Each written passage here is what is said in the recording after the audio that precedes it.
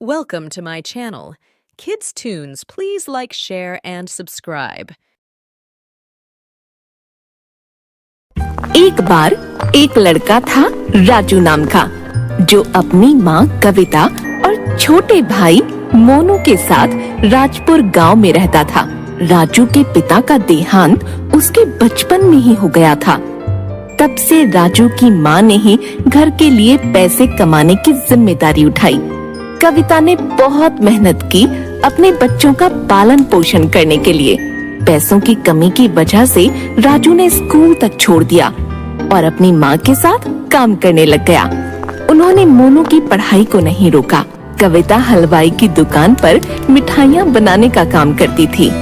राजू भी, जो कि अपनी माँ के साथ काम पर जाने लगा था, उसने देखा कि यह माहौल कुछ अलग और अनोखा था।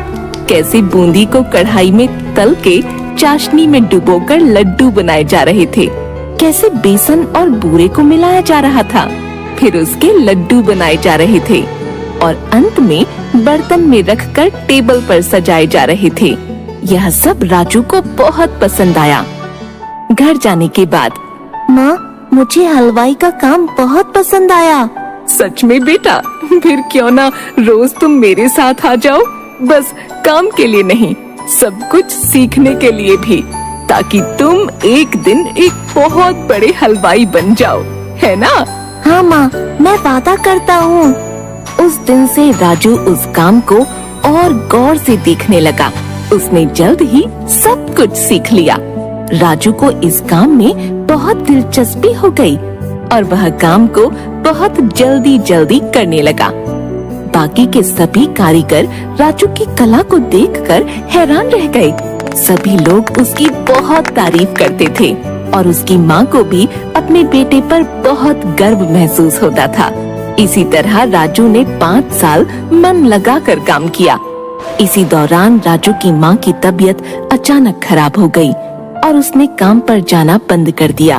अब राजू अकेला था, जिसको अपनी बीमार माँ को संभालना था और भाई की पढ़ाई को भी। दुकान पर की गई कमाई उनके लिए काफी नहीं थी, तो राजू ने सोचा, क्यों ना मैं अपनी दुकान खोल लूं। राजू माँ से बोला, कब तक मैं हलवाई की दुकान पर काम करूँगा? हमें अपनी समस्याओं को समाप्त करना है, तो मुझे लगता है कि हमें अपने खुद की हलवाई की दुकान खोलनी पड़ेगी। बच्चे, यह तो बहुत अच्छा विचार है, पर पैसों के बिना कोई भी काम शुरू कैसे करोगे? मेरे पास एक योजना है माँ। मैं रामलाल सेठ के पास काम कर रहा था। उन्होंने मेरा काम देखकर बोला कि वह मुझे जब भी पैसों की जरूरत हो तब वो मेरी मदद कर देंगे, और उनके कुछ लड्डू अधूरे रह गए हैं, तो मैं उनसे पैसे लेकर उनका काम खत्म कर दूंगा। तुम बहुत बुद्धिमान और कलाकार हो बेटा। जाओ और रामलाल साहब से बात कर लो, देखते हैं क्या होता है।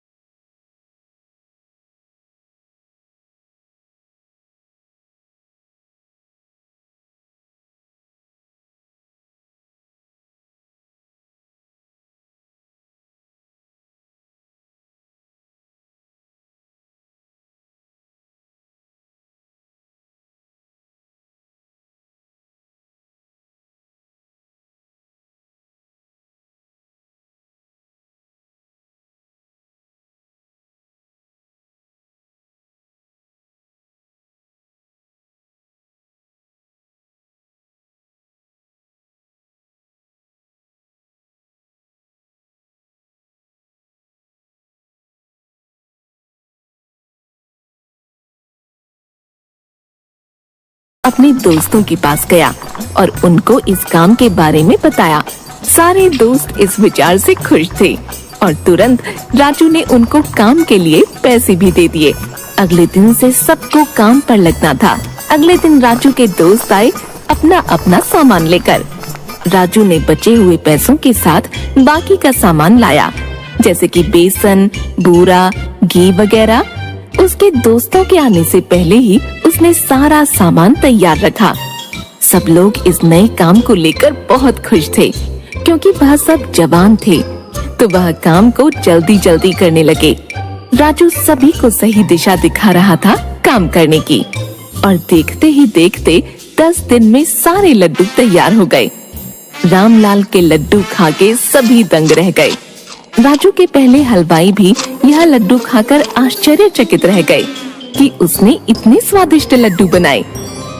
रामलाल के लड्डू खाकर बाकी के लोग भी अपने लड्डू बनाने के लिए राजू को बुलाने लगे। राजू बेटा, तुमने इतने कम समय में मेरे इतने स्वादिष्ट लड्डू बना दिए। वाकई में लाजवाब काम किया है तुमने।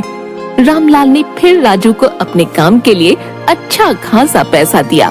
पैसों के साथ उसने अपनी माँ के स्वास्थ्य का ख्याल रखा और अपने भाई को बेहतर स्कूल में डाला, और उसने खुद के परिवार के लिए भी एक मिठाई की दुकान खोल ली।